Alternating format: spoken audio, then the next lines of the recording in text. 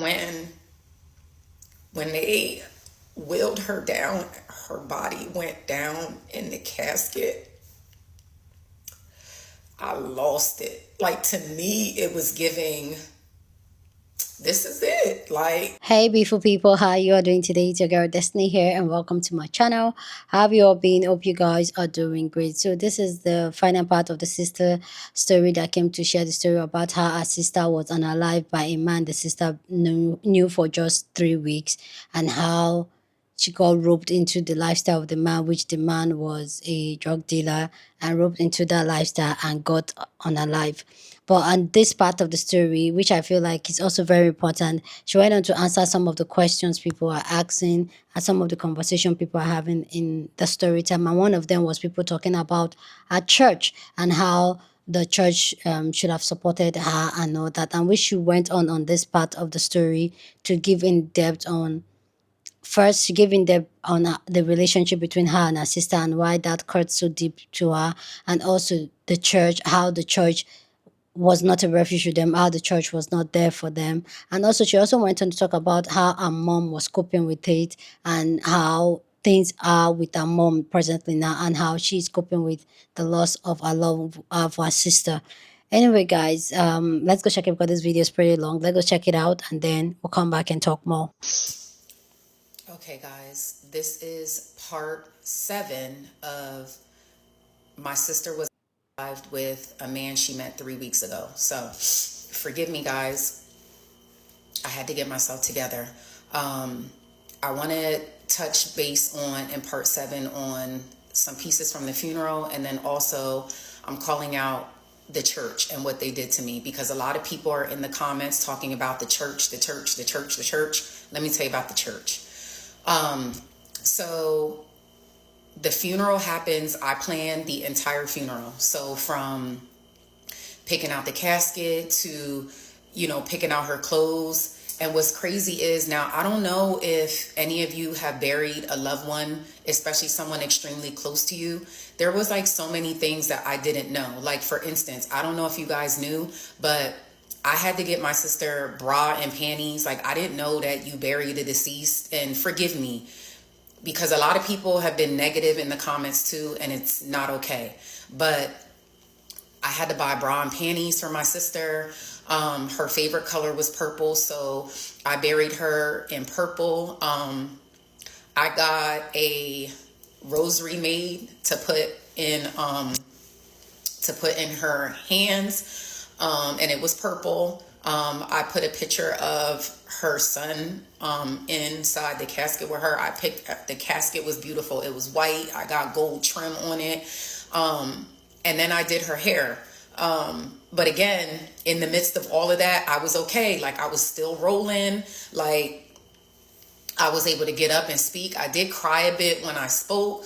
But it was crazy. I had to have, which we'll touch on that on another story time. But everything was going the way that I felt like it should go. I planned everything to the T. It was a beautiful service. Like, everything was good.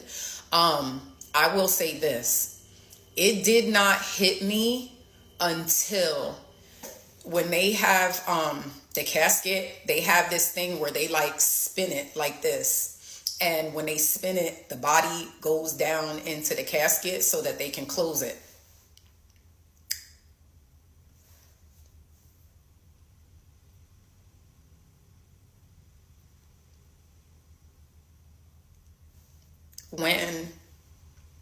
When they wheeled her down, her body went down in the casket.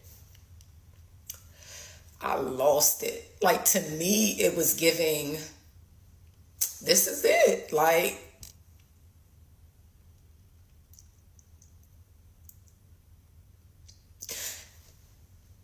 and I'm gonna do another story time, but like,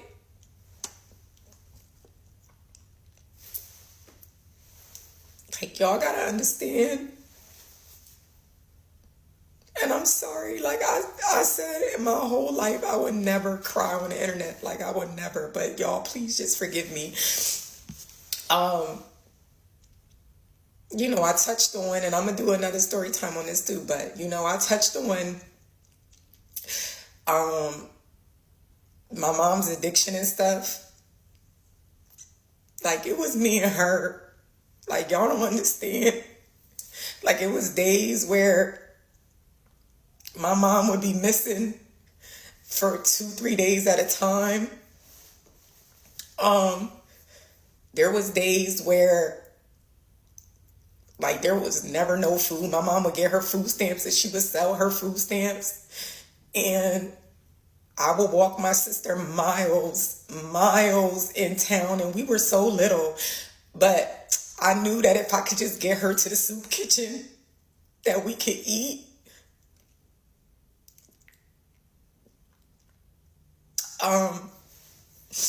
I'm a beautician today because of her.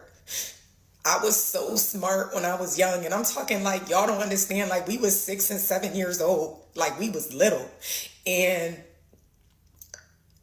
I knew, like, I had enough sense to say, like, if I sent us to school looking like a certain proper way, that at least, like, nobody would know, like, to call children in service. So I would get up in the morning and I would do her hair every morning with Blue Magic hair grease, or sometimes I would use Vaseline.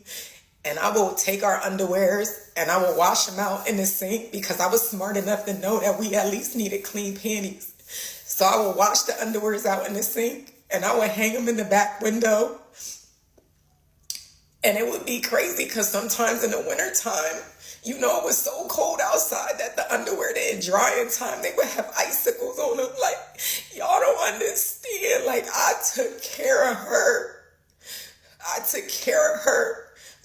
When we was hungry, I used to go to my friend's house after school, and I used to pray that they would say, like, you could stay for dinner, because I knew that my only meals was in school. So regardless of anything, I went to school, like, so I could get breakfast and I could get lunch, but I knew I had to figure out dinner. So I would go to my friend's house after school, and I would pray that they would say, oh, you could stay for dinner. So what I would do is I would eat the food, but I would specifically eat half of the plate. And then I would, like, rush and act like I had to go home. And I would be like, well, can I take this with me?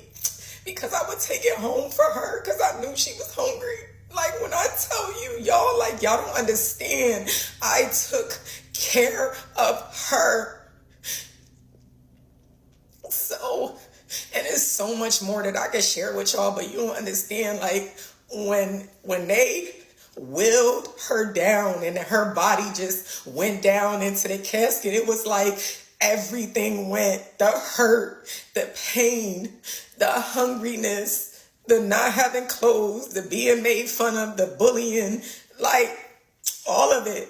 I just felt like I protected her. Like, I protected her entire life. I'm talking about, y'all, like, when somebody wanted to rumble my sister, like, all she had to do was call me. Like, when I tell you it was me and her, it was me and her.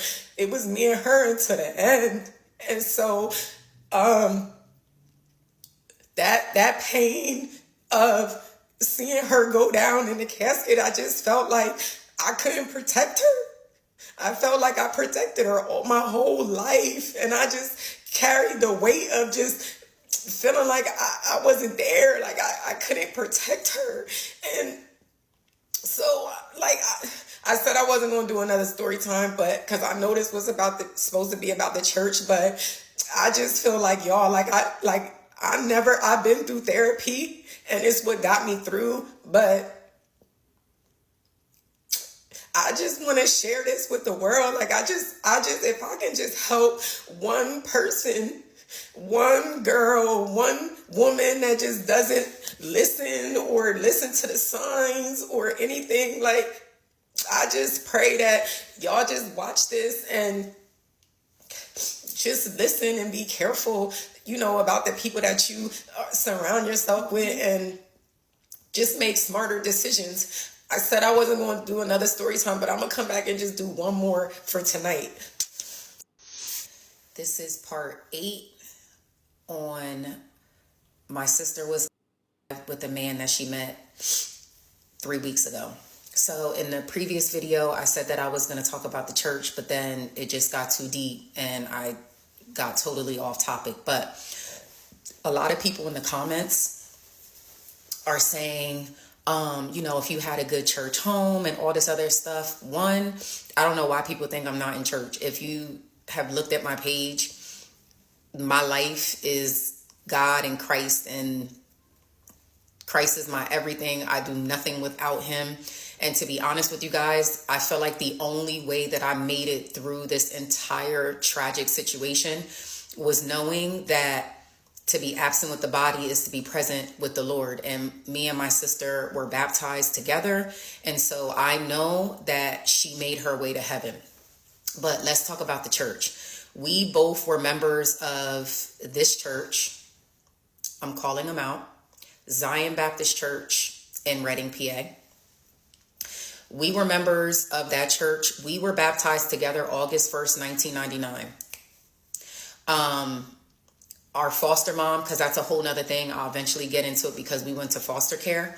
But our foster mom was big into church, and that was the church that she was a part of. So we got baptized there, and we went to that church for years. Now, as a lot of you know, sometimes you move away and you move to different cities and different states, but that's always your church home. So, and a lot of you know, like in Black churches, when you come home, they ask you to stand and you say, this is my church home, but, I'm bringing you greetings from, and then you state your new church home and yada, yada, yada. Okay. So not only that, what also is crazy is in churches, you cannot be a member there and you can get married there. They rent out the hall when it's the people on the sick and shut in list, when they pass away, they have their funerals there, even though they haven't been to church in years, all of these different things. But let me tell you what they did to me. So, my sister was alive, and what's the first thing you do and first people you lean on? Your family and your church family. I went to church. I paid my tithes and offering every Sunday, took my son to church, dressed him in the best of the best, showed up, was on time for years. So when my sister was, the first thing I thought of was call my church, because I could do, her, even if I didn't do her funeral there, I could at least do her repast, because my family has a great relationship with the funeral home that I buried her at. So I was like, okay, even if I use the regular funeral home, at least I could do the repast here, right? So I calls down to the church. I don't get no answer at first, so I leave multiple messages, right? So I'm leaving messages, I'm calling multiple times in a day because, I'm planning everything. I'm trying to get everything set. And this is simply to do the repast, because at this point I already have the funeral planned out, but I wanted to do the repast and have a place that, family and friends and, we could gather and sharing memories and all these different things.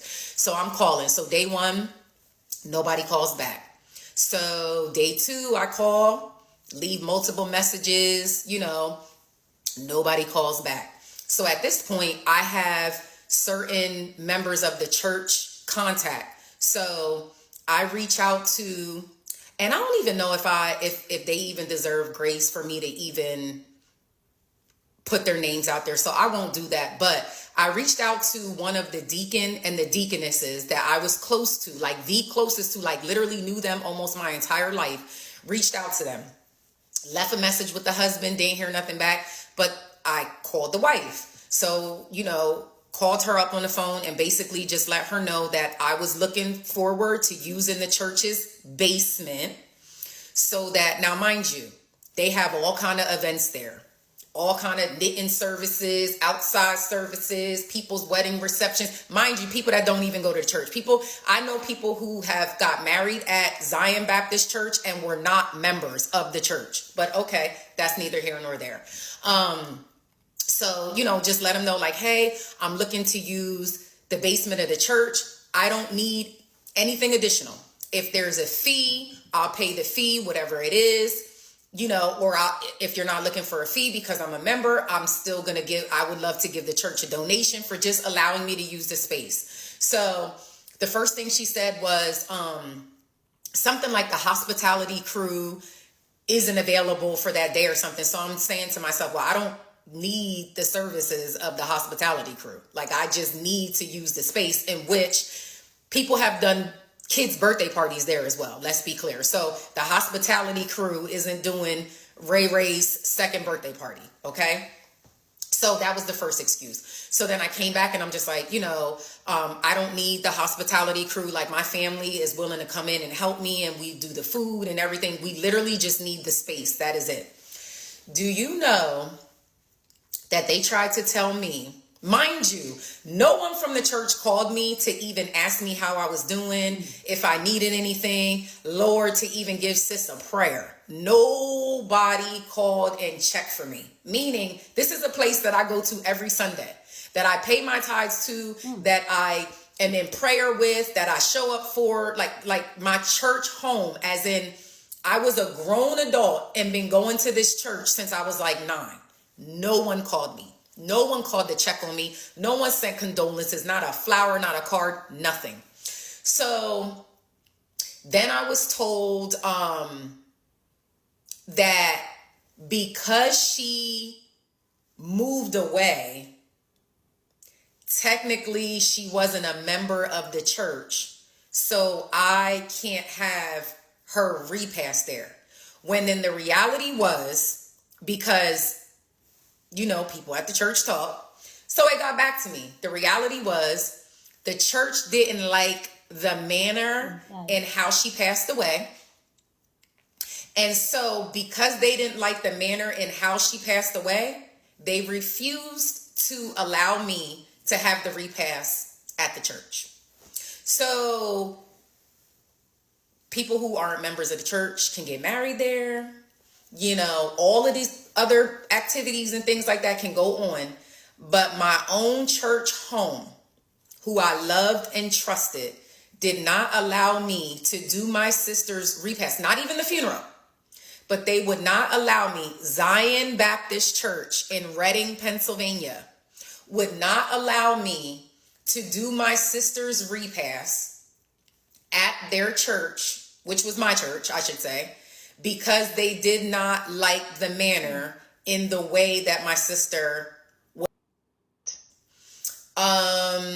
And so after the last phone call where I said that I didn't need the hospitality crew to assist with the repast, they just stopped answering my calls altogether.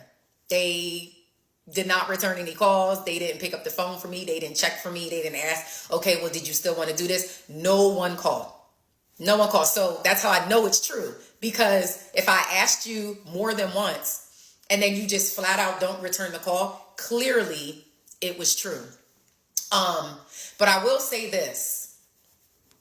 Pastor Edlow, who was our pastor, or Reverend Edlow now, who was our pastor when we were children, drove up from Philly. Him and his wife is now on the other side in heaven.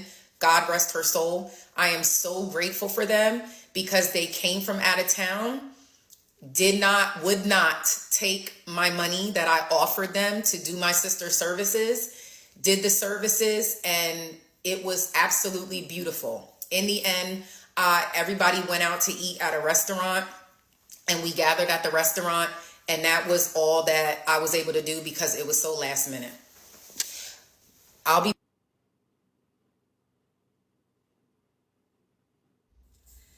This is episode 9 of My Sister Was with the Man That She Met 3 weeks ago. A lot of you guys have been asking in the comments about my mom and what happened to my mom and how she doing and things like that. So this episode is about her. So if you've been following my mini series in regard to my sister, I had stated in a couple of videos back that my mom went to ID her body. And when she went to ID her body, the last thing I remember was my mom jumping in the air literally about 10 feet and then two of the police officers had to basically tackle her to the floor and hold her down because the screaming that replays in my head, like she just, I mean, she screamed and screamed and screamed. I think she screamed until she literally had nothing left. Like there was nothing out, like she had no voice.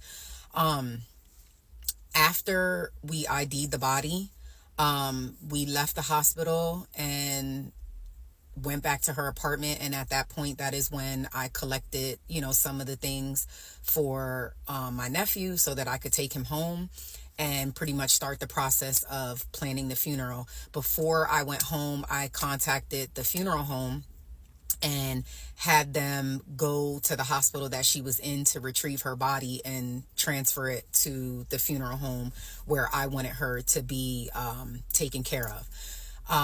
After that, my mom pretty much went missing. From the planning of the funeral to shopping for my sister's clothing for the funeral, my mom wasn't involved in anything.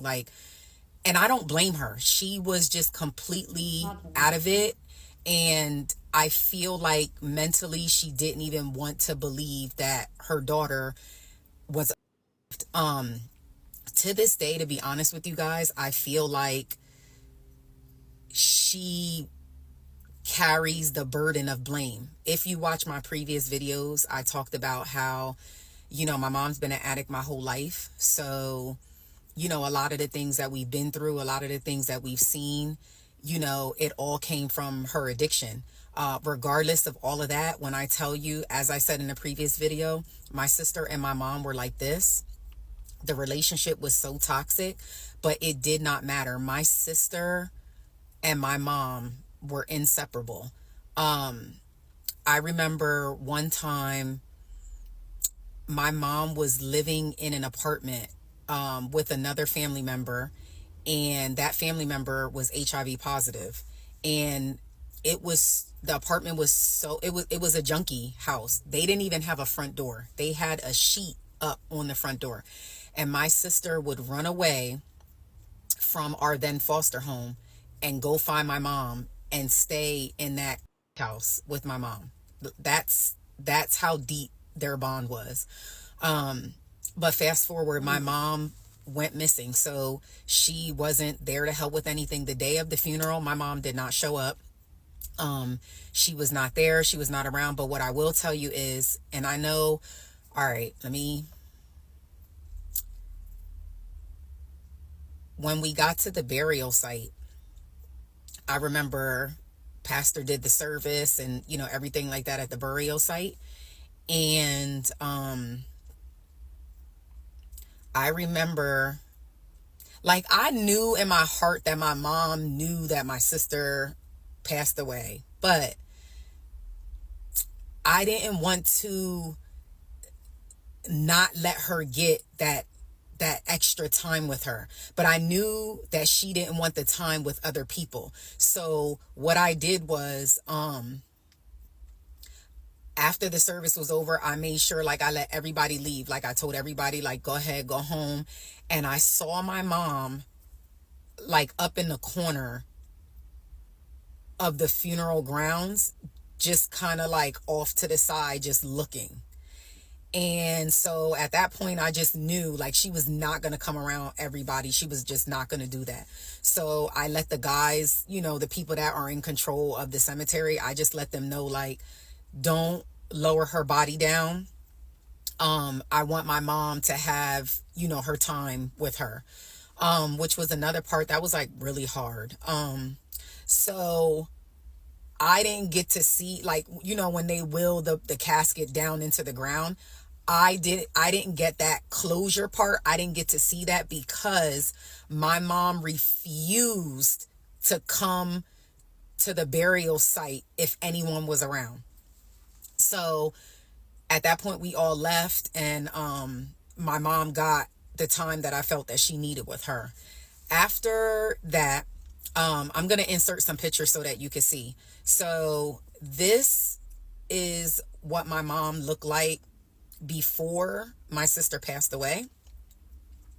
And then I'm going to insert like pictures now of what my mom looks like, now. It's been really hard for her. It's been like my mom is mentally gone. Now, I know that she's had other traumas and things in her life, but I truly feel like my sister's unaliving is causing her to die a slow death. She drinks. That's all she does. She drinks herself. She numerous of times has been on the verge of eviction. My mom is a veteran, so she's been in like this program where she got help with her housing for as long as I can remember.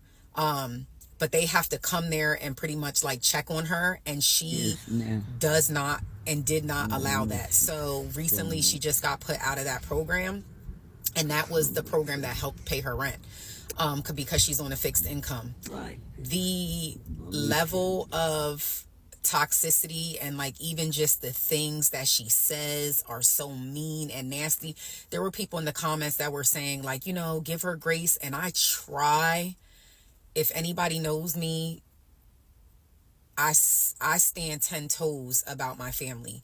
But it's hard to allow somebody to mistreat you when you know that it's not them, but my soul can't handle it.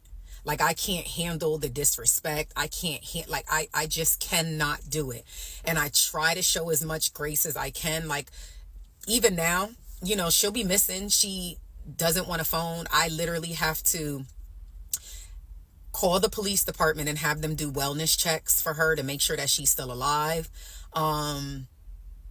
It's a lot, but it's sad because you don't want to tell someone how to grieve, but in life you gotta pick yourself up and you gotta keep going. No matter what, you have to keep going. But at the same time, the way that I love my kids, it's enough to take you out of here. And so like, I get it, I understand it, but I just wish that she would just let it go and she's just drinking herself and she's just dying slowly. Like, she just looks so bad. Like, she just is literally like a walking skeleton. And like the things that she says, like she tells 50 stories in like less than 5 minutes. Like, it's rough. It's really rough. And it's crazy because how people always say like you never know what somebody's going through. Like, some days like I look normal, but people have no idea what I carry. People have no idea what I go through with my mom. Like, literally, just in February I drove to her city and helped her to pay her rent so that she wouldn't get evicted. Like, but I literally, like, I had to chase her down the block. It's a lot. And so grief is very heavy to deal with. Having of a sibling and your own life and your own family, and you got to keep going and you can't let go. And then it's like my mom and like all these different things. It's not easy. It's not easy. It's hard. So please keep my mom, not even just me, but keep my mom in your prayers. Wow. The story is so heavy. Oh my goodness, the story is so heavy. I just really hope you guys are able to digest it. Like, honestly, I really hope you guys are able to digest it. Anyway, guys, let me know what you think about the entire story down in the comment section. And please, let's be respectful, okay? Here on this channel, we're just here to have conversation. We can agree to disagree. It's just for conversation, okay? How talking about the church and how the church refused to be there for her and her sister when she needed it. I think that's the only part I'm even just going to talk on. Especially, I can talk about the mom a little bit, but that one in particularly, similar thing happened to me, which I think I've shared this thing in some couple of my videos, which I don't mind sharing it again. But as much as, especially people that are religious, people in the Christian faith and all that, me, I'm not. I don't believe in. I right now, I don't believe in any religion. I'm not into any religion. I believe in God, but not religion. Okay. And those are some of the few things that have formed my mind and the research I know about religion, especially Christianity, how it works, the entire stuff. Okay, anyway, that's not what, do your research. This is just my own belief. But yeah, I've seen how the church, like in my own, I've seen how the church is more like a business place rather than a place of refuge for people that needs it. I remember when I was in university and I had issues with a lecturer that was sexually harassing me, and at that time I was in a roadblock where if I don't give in, I might not graduate, and I was in that state of lost. Um, Everybody already wrote me out that I failed in life, I'm nothing. And I decided to go to the church thinking it was a place of refuge. And just a young girl, just crying her eyes out, seeking help, seeking guidance. And I got to the church. What was more important for them was for me to prove and to show them that I am a member of a church. Mind you, I was even a worker at the church, but they wanted me to go bring a particular certificate they give. You know, some of all the church, I'll call the name of the church, it was Winners Church in Nigeria, Living Faith Church, aka Winners, in in Abraka. So they will ask you to. They said I should go and bring my what's it called? There's this certificate they give you when you graduate the Bible. I can't remember those things a long time ago, but yeah. And they said I can see the pastor, even though the pastor, while I was waiting at the waiting room, the pastor walked past me and didn't even acknowledge this little girl that was there crying. Like I was literally crying. You know that ugly cry with your nose drip. That was what I was doing, but there was no empathy to say what's wrong. Just walked away, and the secretary said I should go bring that before I can, because I said I can't see any other person. I need to see the head pastor. I need somebody of authority that can help guide me. Probably speak to this lecturer to let me go. You get what I'm saying?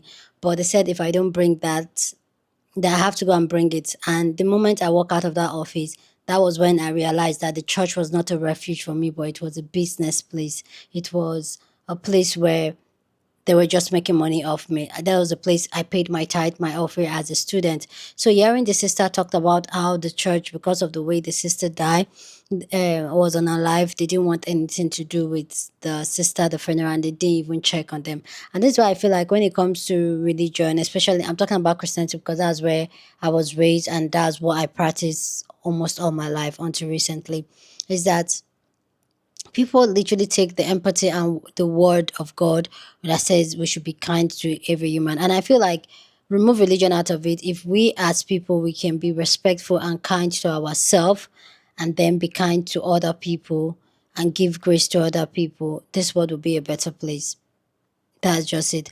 But when you tied it to an institution called the church or the religion institution, for me, I feel like that takes away with it because there's a lot of hypocrisy that goes in there and there's a lot of judgment that goes in there. So, yeah, my heart really goes out to the sister. And then for her mom, I pray the mom get the peace that she wants because I can just imagine how the mom feels like our own action reflect, which definitely it does reflect on how the daughter moves and how she ended up.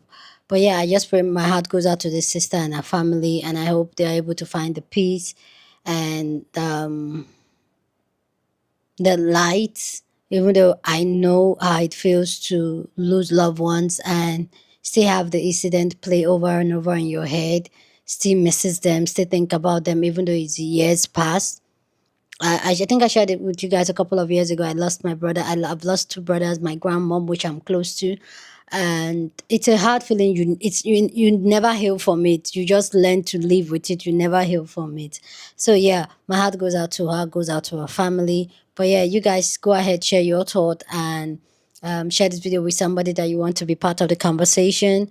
Give it a thumbs up. Thumbs up helps YouTube to push out the content. Subscribe if you haven't.